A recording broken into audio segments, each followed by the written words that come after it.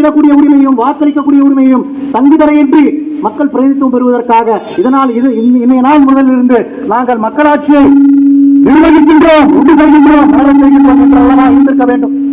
ஏன் அவ்வாறு இல்லாமல் இருக்கிறது என்பதை நான் சொல்றேன்.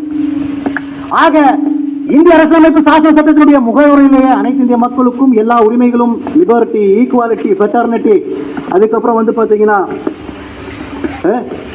ஜஸ்டிஸ், பொலிட்டிக்கல் ஜஸ்டிஸ் மூலமாக, பொலிட்டிக்கல் லிபர்ட்டி மூலமாக, பொலிட்டிக்கல் ரைட்ஸ் மூலமாக, கண்டஸ்டிங் ரைட்ஸ் மூலமாக, ஓட்டிங் ரைட்ஸ் எல்லாமே வழங்கப்படுவதாய் சொல்லப்படுகின்ற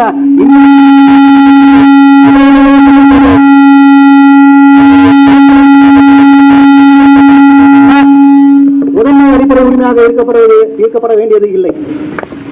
இது ஒரு மிகப்பெரிய குறைபாடு. இது யாரு நீ சொல்றதுக்கு? இந்த இந்திய